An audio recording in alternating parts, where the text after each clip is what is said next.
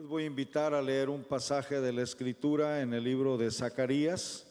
Vamos a estar considerando en este libro de Zacarías, capítulo 4, vamos a estar leyendo. Y bueno, quisiera que viéramos, sé que voy a centrarme en el verso 6, pero en realidad es desde el versículo 1 hasta el verso 6, lo voy a leer en su totalidad. Capítulo 4, versículo 1 al 6. Cuando lo tenga me dice, por favor, hermano. Dice la Escritura así: volvió el ángel que hablaba conmigo y me despertó como un hombre que es despertado de su sueño. Y me dijo, ¿qué ves? Y respondí, he mirado y he aquí un candelabro, todo de oro, con un depósito encima y sus 7 lámparas encima del candelabro y 7 tubos para las lámparas que están encima de él. Y junto a él 2 olivos, el uno a la derecha del depósito y el otro a su izquierda. Proseguí y hablé diciendo a aquel ángel que hablaba conmigo, ¿qué es esto, Señor mío? Y el ángel que estaba conmigo, que hablaba conmigo, respondió y me dijo, ¿no sabes qué es esto? Y dije, no, Señor mío. Entonces respondió y me habló diciendo, esta es palabra de Jehová a Zorobabel, que dice, no con ejército, ni con fuerza, sino con mi espíritu, ha dicho Jehová de los ejércitos. Pueden ocupar sus lugares, hermanos. Hemos orado al Señor. No dejemos de alabar a Dios y bendecir el nombre del Señor. Y creo que el pasaje que nos habla, especialmente el versículo 6, es un versículo que está en nuestro corazón y que lo conocemos de memoria, ¿verdad? No es con ejército, no es con fuerza. Otras versiones dice, no es con espada, sino con mi espíritu, ha dicho Jehová de los ejércitos. Es un pasaje que está inserto básicamente en un tiempo en el que el pueblo de Israel se encontraba, o el pueblo de Judá se encontraba en un momento de desánimo y de indiferencia. Y digo esto porque tiene que ver con el retorno de los judíos en el tiempo de Zorobabel. Estamos hablando como en el año sexto, aproximadamente en el 538 antes de Cristo, cuando un grupo de judíos que habían sido llevados al exilio, Dios en su palabra tenía prácticamente ya todo planeado. Él dijo que después de 70 años que se cumplan los años de la cautividad, yo despertaré el corazón de Ciro. Ciro era un rey persa que Dios usó para que el pueblo de Israel regresara a su tierra. Así que de alguna manera, y creo que una gran parte está familiarizado con esta cuestión histórica, pero es algo real que pasó, y entonces regresan. En realidad, el regreso del pueblo judío se dio en 3 etapas. La primera etapa fue con Zorobabel y prácticamente ellos tuvieron la tarea de este grupo, especialmente Zorobabel como líder. Él era el líder político, mientras que Josué, hijo de Josadac, era el sacerdote. Bajo esos 2 líderes es que regresa este grupo y su función principal fue la reconstrucción o la reedificación del nuevo templo, el segundo templo que se conoce. El primer templo fue el templo de Salomón, que fue destruido precisamente por Nabucodonosor cuando la invasión babilónica. Esta segunda vez la reconstrucción que se conoce como el templo de Zorobabel, porque él fue quien estuvo al frente de esta reconstrucción. Mientras que el templo de Salomón se llevó 7 años, este templo de Zorobabel se llevó 20 años y fue un proceso largo y en medio de situaciones muy difíciles y muy críticas. El pueblo empezó a a construirlo, pero en base a diferentes factores. Hubo diferentes asuntos críticos que pasaron en el pueblo, es decir, la oposición de los samaritanos, la gente que estaba alrededor de Jerusalén y que no querían a los judíos, ese problema antisemita que ha existido desde que el pueblo existe y que hasta la fecha sigue, básicamente generó desánimo en el pueblo. Si ustedes han leído los libros de Esdras, Nehemías, el profeta Ageo, Zacarías, Malaquías, tiene que ver con este periodo y con esta situación. Entonces el pueblo se encuentra en una situación bastante desalentada, bastante desanimada, y yo creo que uno de los puntos que debiéramos tomar siempre en cuenta, que a veces vemos que el enemigo puede atacar de situaciones diversas, pero el arma más poderosa del enemigo es el desánimo, es el desaliento, porque una gente, un cristiano, un pueblo de Dios que está bajo el desánimo realmente no puede cumplir los propósitos de Dios, porque los propósitos de Dios se hacen en fe para la gloria del Señor.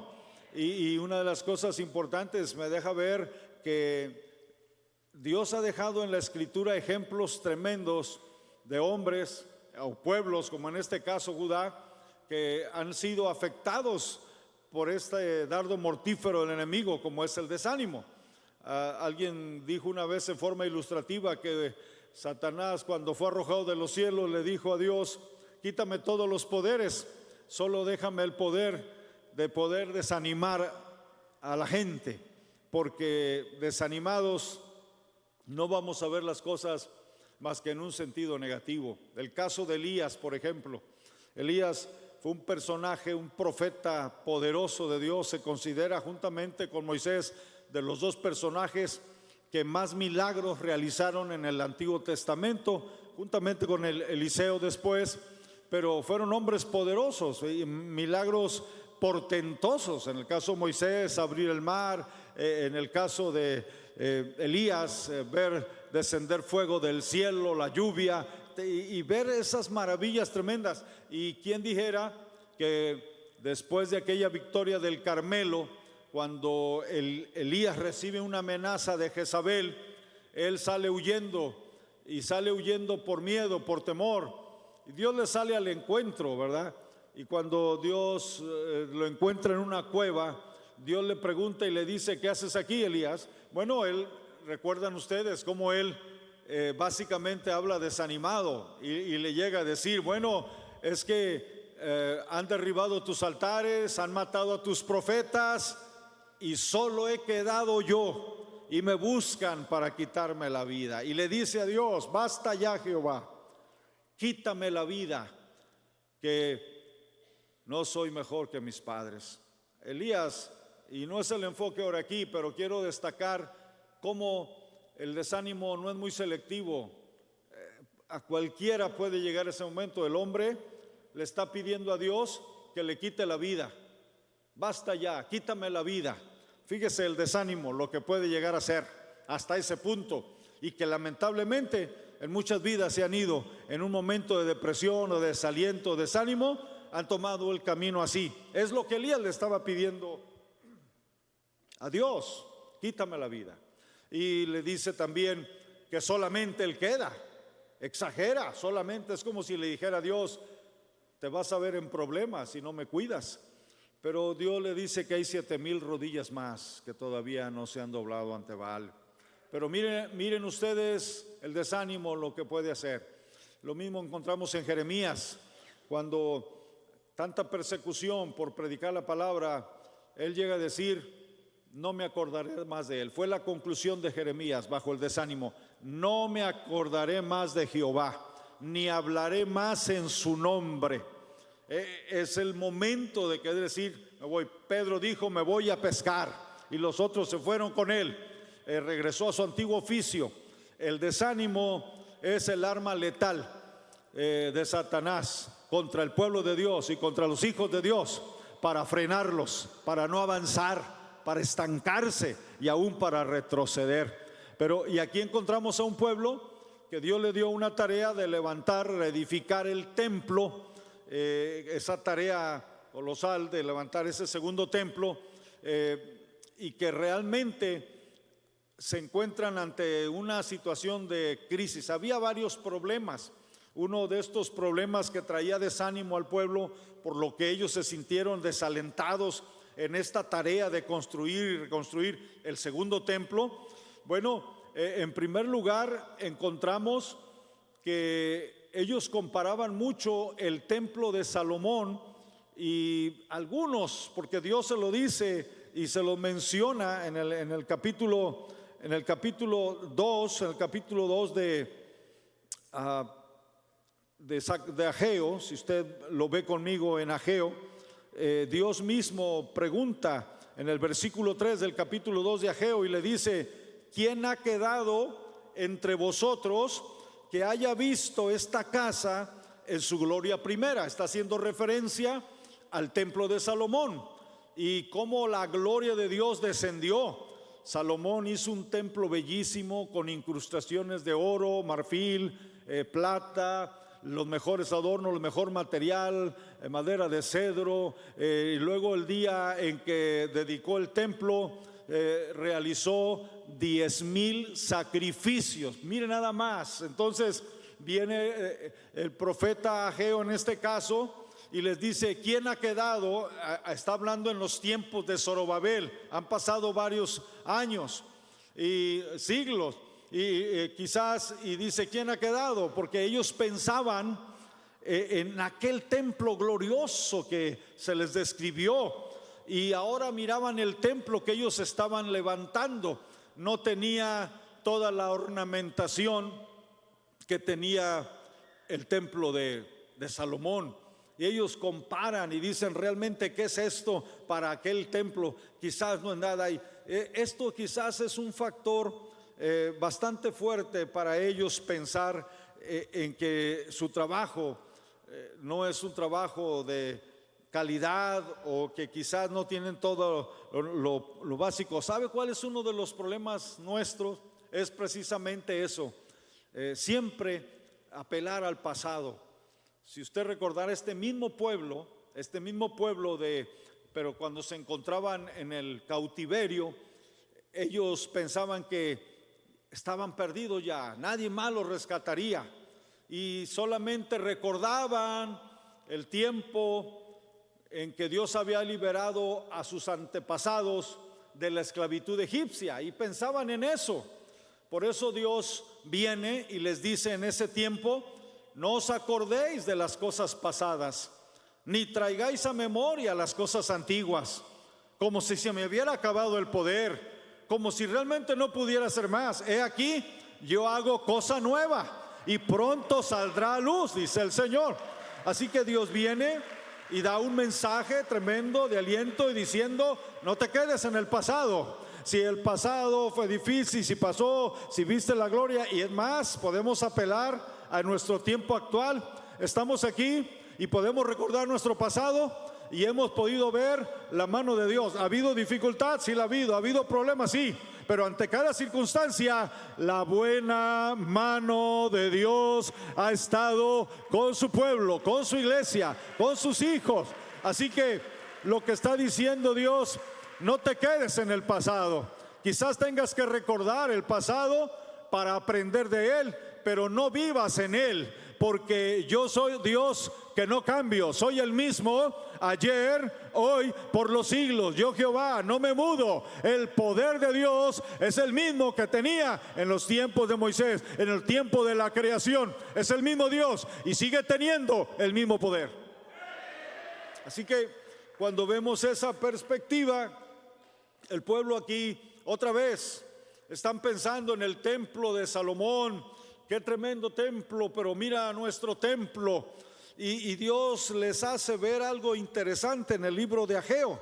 Ahí en el capítulo 2 de Ageo, el versículo 9, dice la escritura: la gloria postrera de esta casa, la que se está haciendo ahora, la que está siendo reedificada, dice: la gloria postrera de esta casa será mayor que la primera. Lo que está diciéndole Dios es: la gloria que se va a manifestar en esta casa que ustedes están reedificando, el templo de Zorobabel, será mayor que la gloria primera que Salomón mismo contempló cuando construyó el templo. ¿Y cuál fue esa gloria? Bueno, en el tiempo de Salomón la gloria de Dios fue maravillosa. Dice que la gloria de Dios invadió el templo. Los mismos sacerdotes no podían ministrar a causa de la gloriosa presencia de Dios. Pero en este nuevo templo que estaban edificando, reedificando, la gloria sería mayor. ¿Cuál fue esa gloria? Pues la presencia del Dios encarnado. En ese templo Jesucristo fue presentado. Fue ahí el Dios de los cielos que se encarnó, fue presentado en ese templo. La gloria postrera fue mayor que la primera. ¿Por qué?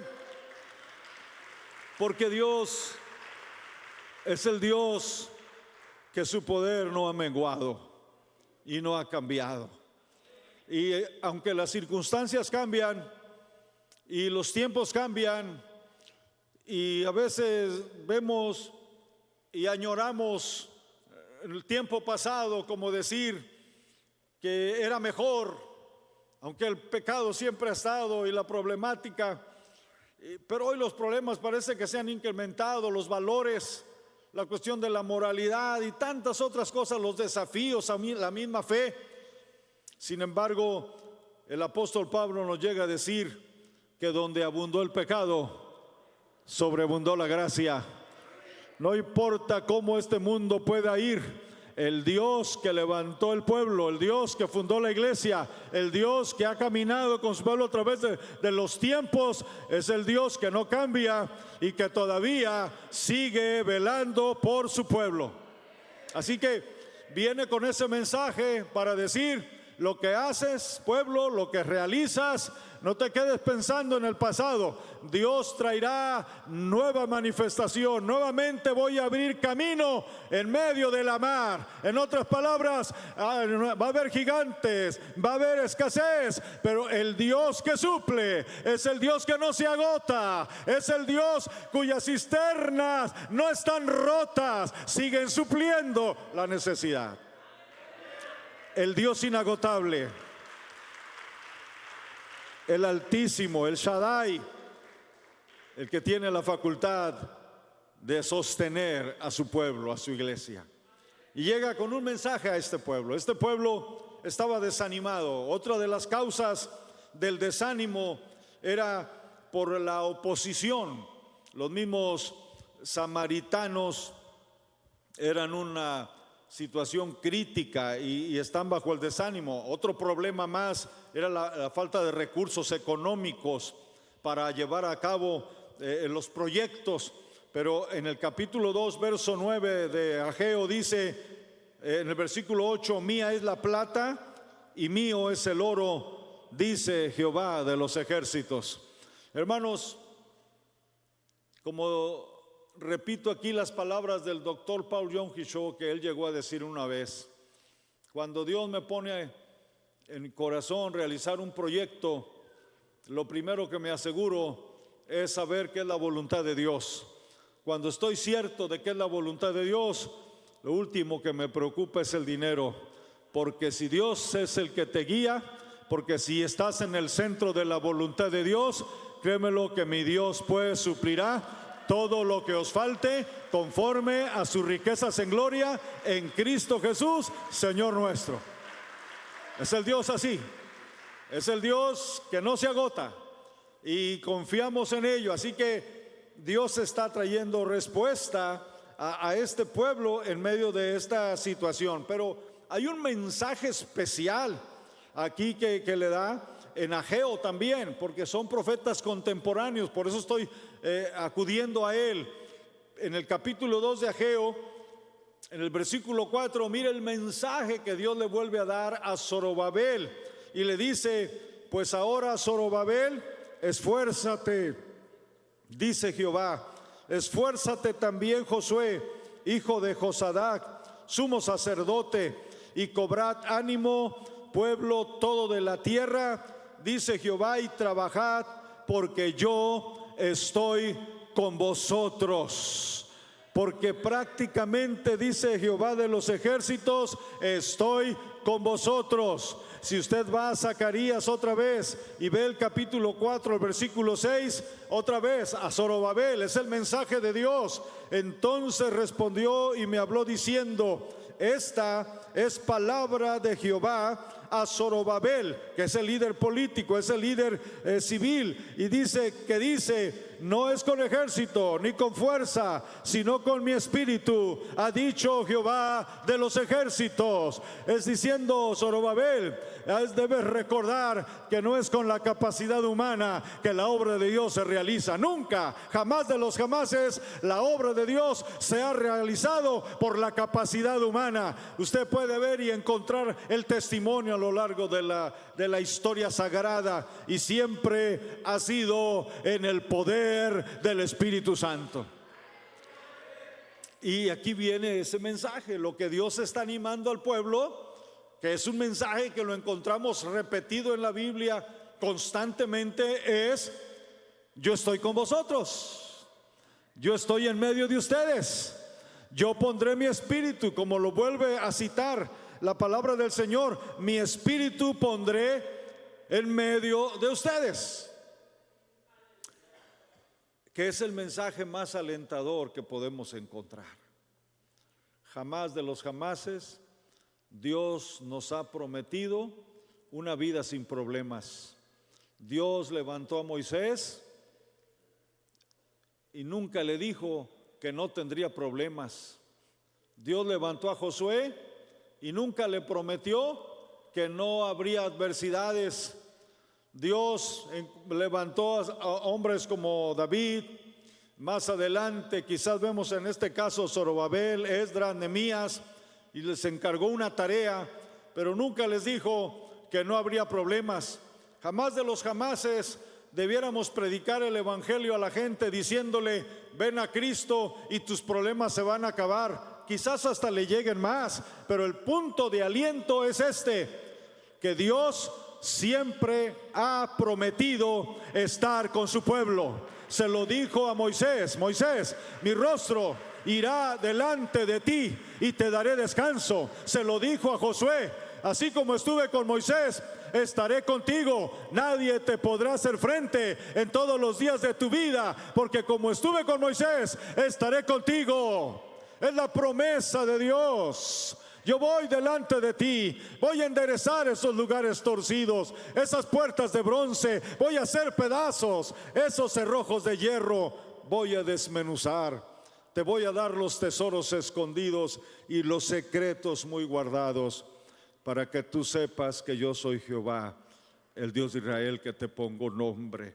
Porque los problemas para Dios realmente son herramientas que Él mismo usa para fortalecer la fe de su pueblo, pero nunca jamás han puesto nervioso a Dios, ni lo han preocupado, ni lo han metido en un aprieto. El pueblo es el que siente el desánimo y porque pone la mirada en las situaciones circunstanciales de la vida, pero el Dios que nos sostiene es el Dios que está por encima de la tormenta, es el Dios que está más allá del alcance de cualquier problema. Por eso Dios dice: el enemigo vendrá como ríos, pero Jehová levantará bandera en contra de él. Esa es la promesa nuestra. Es el mensaje de Dios para la iglesia. Iglesia, seguimos adelante. Han venido, acabamos de pasar una cuestión de pandemia, pero a un tiempo atrás han ido otras pandemias con más grandes estragos, terribles en dimensiones adversas. Pero van más de 20 siglos que la iglesia de Jesucristo camina invicto. Han tratado de detenerla, el enemigo ha buscado la manera de frenarla, ha tratado de hacer cuanta cosa. Nunca había cerrado los templos, pero hoy los cerró en esta pandemia. Pero aún en las redes se abrieron para seguir predicando el evangelio que no tiene fin. ¿Por qué? Porque el Dios nuestro es el Dios todopoderoso, es el Dios que todo lo puede. Así que Dios viene y anima a su pueblo, anima aquí a Zorobabel y le dice: cobra ánimo, pueblo todo de la tierra, esfuérzate Josué, esfuérzate Zorobabel y trabajad, no dejen de trabajar. ¿Por qué? Porque yo estoy con vosotros. ¿Qué puede entender la iglesia Betania? Adelante, porque Dios camina con ustedes. Adelante, porque dice: estoy en medio de vosotros. Yo voy a abrir camino en la mar y voy a dar fuentes de agua viva para que beba mi pueblo, mi escogido. Es en ese contexto maravilloso que le da y para el templo. Ahora, en el tiempo de Zorobabel fue la reedificación del templo.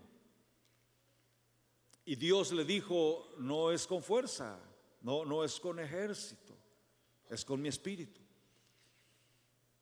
¿Qué es el mensaje para nosotros? Bueno, el mensaje para nosotros es importante comprender que el significado del templo a lo largo de la escritura, para Zorobabel y a lo largo de la escritura, el templo era el punto de contacto de Dios con su pueblo. Recuerde en el tiempo de tanto de Salomón, desde que se edificó el templo, y tiempo atrás vamos a ir al tabernáculo, pero no había más que uno solo. No había tantos templos, no había diferentes capillas, era uno solo.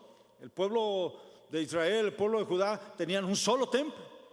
Los idólatras, claro, iban a las montañas, a los lugares altos y edificaban otros altares, pero el Dios verdadero solo había un templo.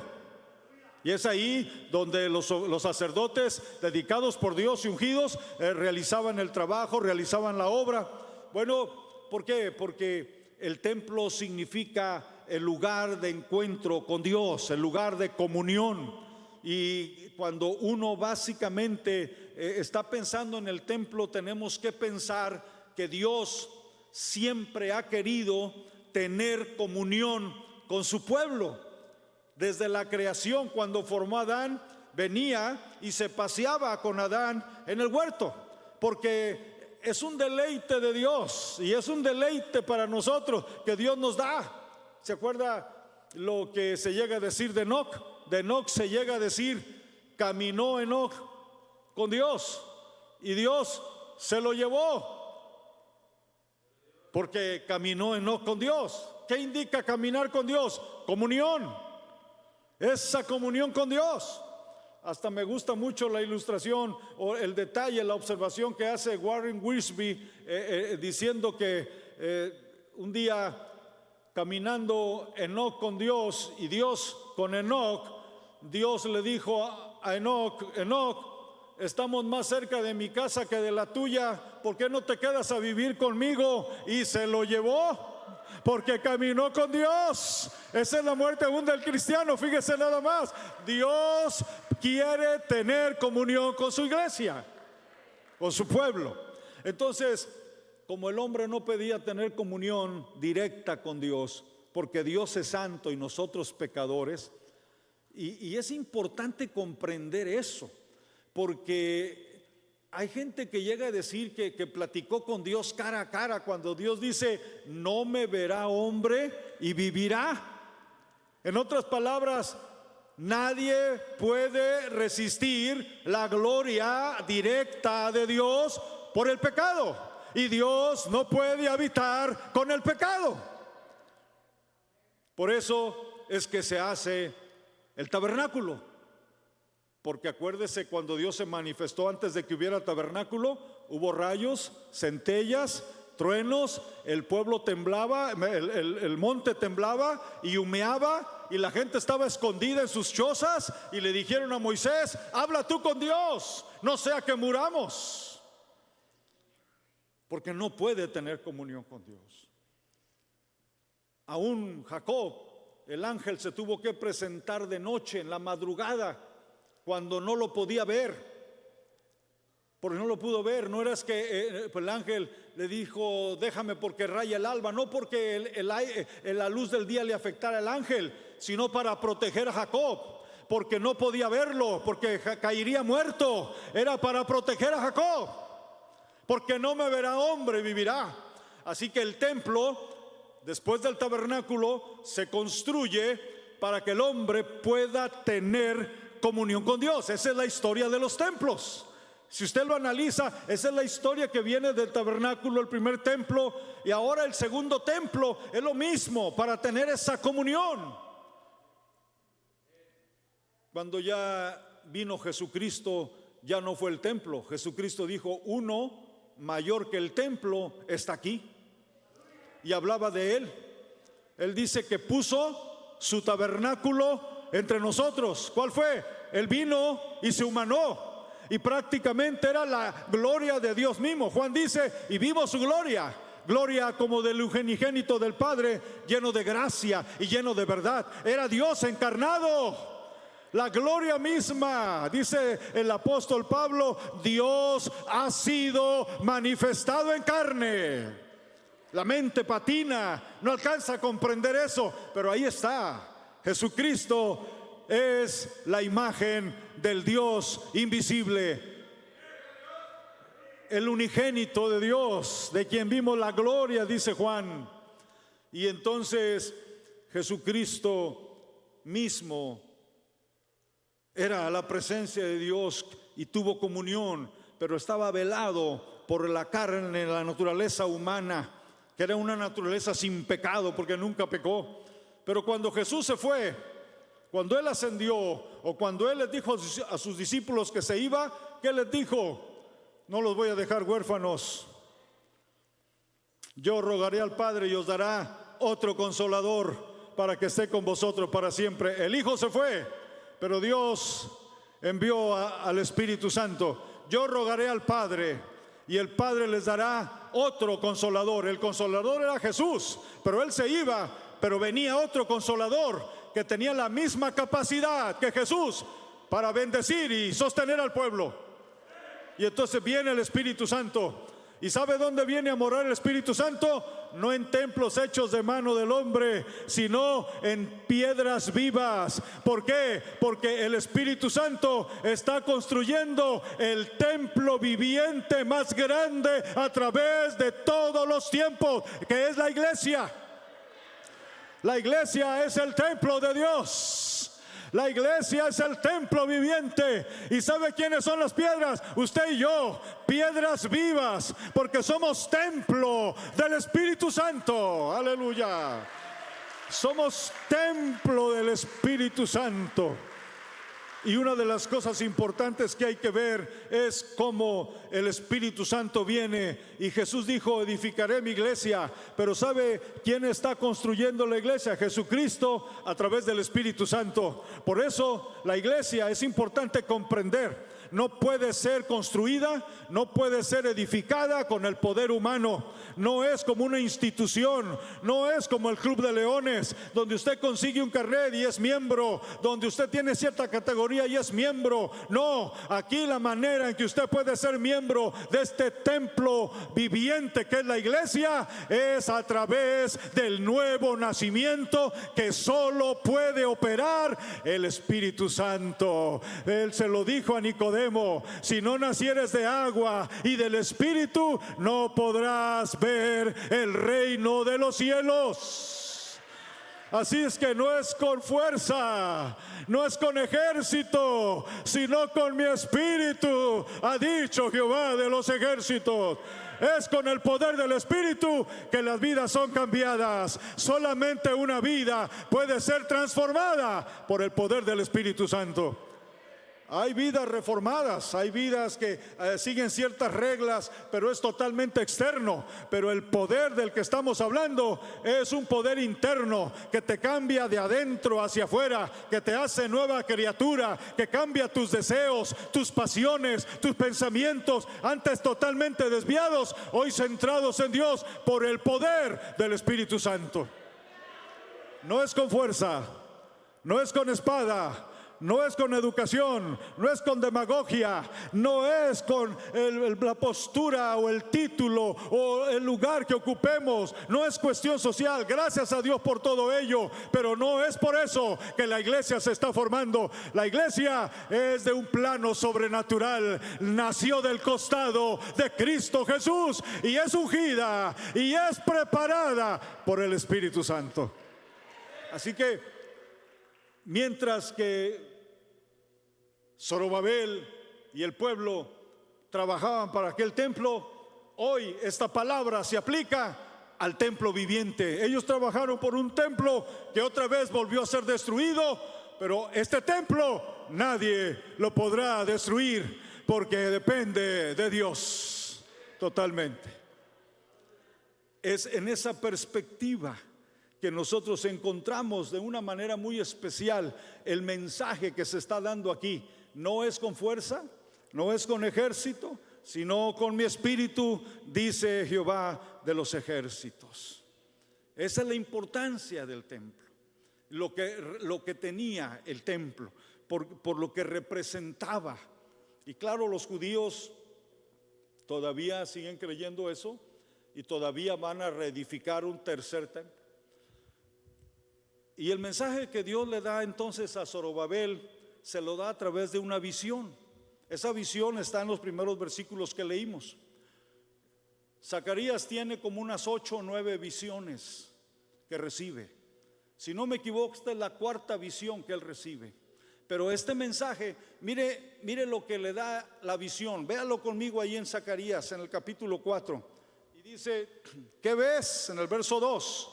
Y dijo, he mirado y aquí un candelabro todo de oro con un depósito encima y sus 7 lámparas encima del candelabro y 7 tubos para las lámparas que están encima de él.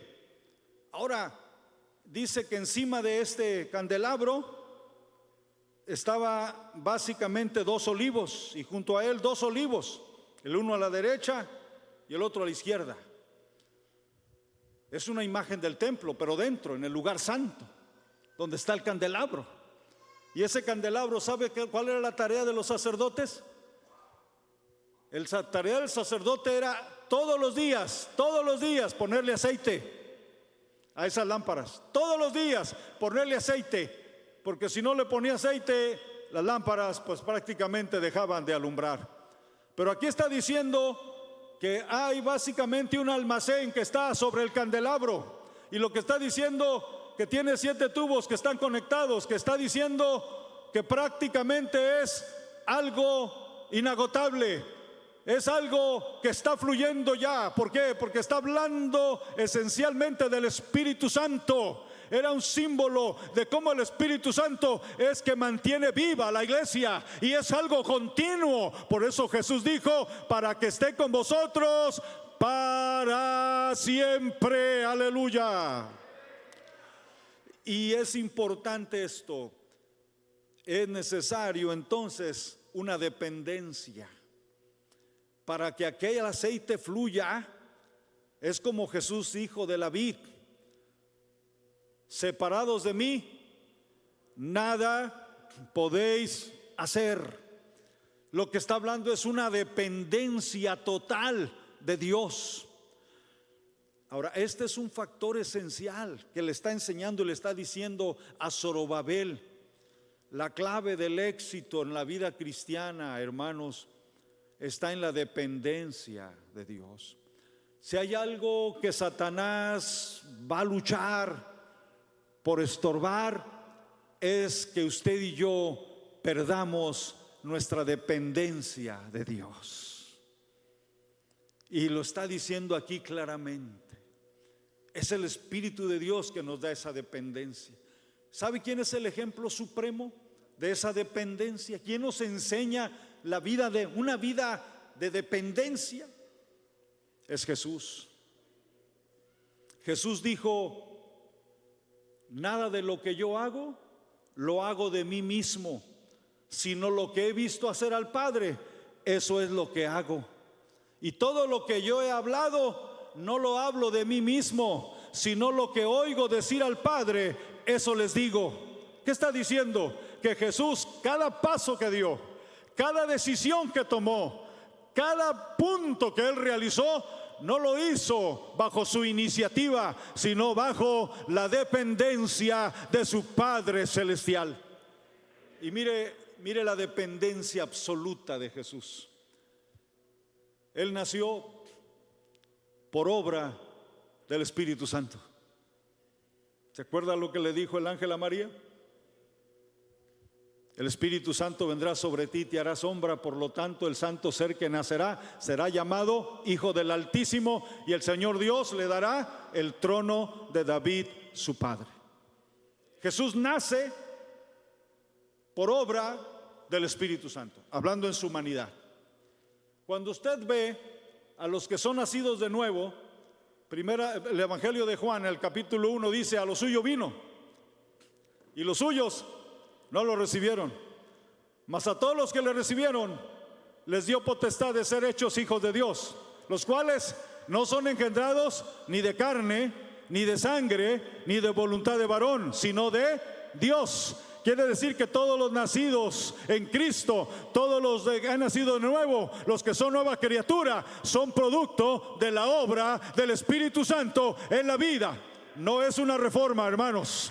No es una institución de reforma, es la iglesia viviente, es el poder transformador del Espíritu Santo. Somos nuevas criaturas, de modo que si alguno está en Cristo, nueva criatura es. Las cosas viejas pasaron, y aquí todas son hechas nuevas. Esta es la vida más maravillosa que podemos vivir. Esta es la vida que viene de Dios. ¿Sabe qué es la vida de Dios? Habla de la vida eterna, y el único eterno es Dios. Así que la vida eterna es la vida de Dios. ¿Y qué nos dio Jesús? Vida eterna por el Espíritu Santo. En esa perspectiva, esa dependencia, vuelvo a Jesús. Después que Jesús creció, lo primero que hizo antes de iniciar su ministerio fue y se bautizó.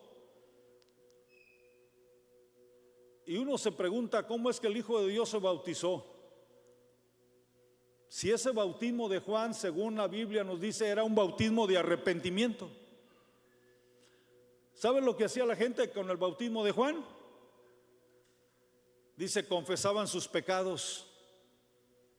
Era bautismo de arrepentimiento. Ahora imagínese a Jesús esperando su turno, y le tocó su turno, y llega ante Juan.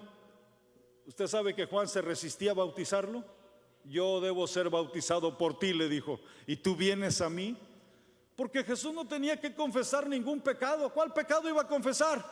Si dice que nunca Él hizo maldad ni se halló engaño en su boca. Él es perfecto, santo. Pero tomó la humanidad para poder redimirnos, para poder vivir la vida que a Dios le agrada y ser nuestro modelo.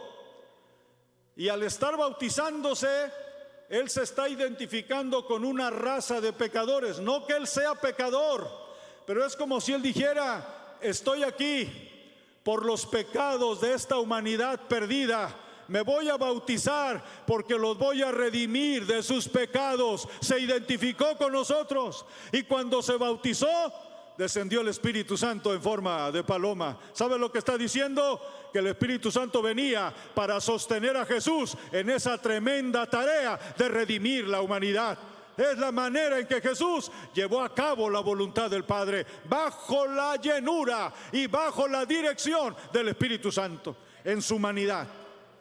Él nunca dejó de ser Dios, pero Él enfrentó el pecado, y Él enfrentó las tentaciones, y Él realizó la obra como el hombre lleno del Espíritu Santo, como el humano modelo de parte de Dios para nosotros.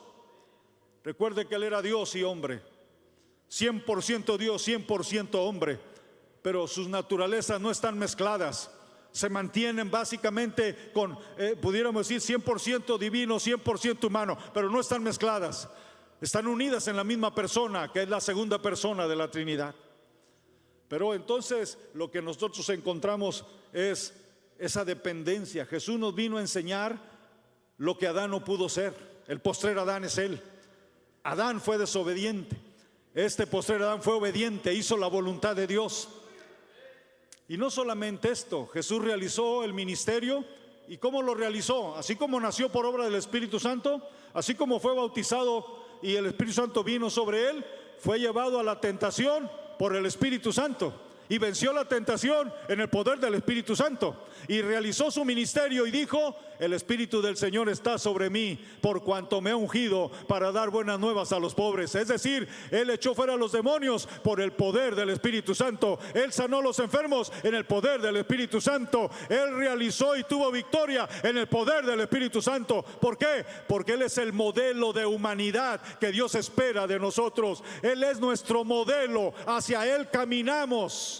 Es más, Dios quiere que nosotros lleguemos a ser como su Hijo, hasta que todos lleguemos a la estatura del varón perfecto. Claro, nos falta mucho, toda la vida, pero la clave es la dependencia. Jesús vivió una vida de dependencia del Espíritu, a donde el Espíritu lo llevara, a donde el Espíritu lo guiara.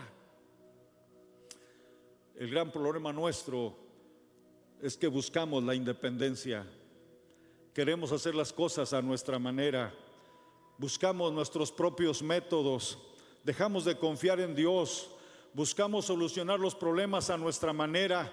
Queremos vivir la vida sin que se nos ponga, se nos dé un principio. Hemos de caminar bajo la dependencia del Espíritu Santo. Es lo que está diciendo este mensaje. Él está diciendo. Y por último, le quiero decir que Dios en este mensaje le habla a su pueblo, no es con fuerza, no es con ejército, sino con mi espíritu. Y luego les dice un pasaje clave en el versículo 10 del capítulo 4 de Zacarías: porque los que menospreciaron el día de las pequeñeces se alegrarán. ¿Quiénes son los que menospreciaron el día de las pequeñeces? Está hablando de la poca fuerza. ¿Se acuerda que Jesús le habló a una iglesia y le dijo: aunque yo sé que tienes poca fuerza, eres rica? Le habló a la iglesia Esmirna: tienes poca fuerza, pero eres rica. ¿Con cuántos venció Gedeón a un ejército de 10,000 gentes que venían contra él? Con 300, con pocos, pequeñez. A eso yo le llamo que lo poco en las manos de Dios vale mucho. Dígalo conmigo: lo poco en las manos de Dios vale mucho. Cuando alguien le diga: pero tú quién eres, tienes poca fuerza, sí, pero cuando soy débil, entonces soy fuerte. ¿Por qué? Porque mi dependencia viene del Dios de los cielos. No depende de mí y no depende de mi fuerza, sino con el Espíritu de Dios. Es con el Espíritu de Dios que se han alcanzado las almas y las misiones siguen avanzando. Con 5 panes y 2 peces. Y uno de los discípulos dijo: ¿qué es esto para tanta gente? Pero lo poco en las manos de Dios alimentó a más de 5,000 y todavía sobraron cestas llenas, 12. Estamos hablando que la iglesia no es la poderosa, no somos nosotros, somos frágiles, pero dependemos de Dios. Y Dios se encarga de decirnos esta mañana: no es con tu fuerza, no es con tu educación, no es con tu capacidad, no es con tu posición, no es con tu riqueza, no es con todo lo que tú sepas, es con mi espíritu. Aleluya. Es en ese caminar que somos llamados para avanzar. Iglesia, este es el mensaje de Dios para nosotros hoy, que debemos depender de Él, poner nuestra mirada en Él. Y en esta mañana es importante que nosotros nos volvamos a Dios, que nos volvamos a Él, que dependamos de Él. Acuérdese de hombres como Moisés, que enfrentaron un mar, o como David, que enfrentó un Goliat. ¿Qué eran ellos para tanta fuerza? ¿Qué era Moisés para el mar y el ejército de Faraón? ¿Qué era David para aquel gigante con gran experiencia? Pero lo poco en las manos de Dios pudo más. Yo no sé cuál sea su fuerza. Quizás usted se pueda sentir bajo el desánimo, el desaliento. Pero yo le quiero invitar esta mañana que se ponga en las manos de Dios. Ese problema que usted tiene, que lo ve inalcanzable, insoluble, que piensa que no hay respuesta para ese problema de salud, de enfermedad, para esa crisis financiera, para ese problema legal, para ese problema matrimonial, para ese problema en la familia, para ese hijo descarriado, etcétera, no sé. Ponte en las manos de Dios. Ponga su problema ante el trono de la gracia de Dios.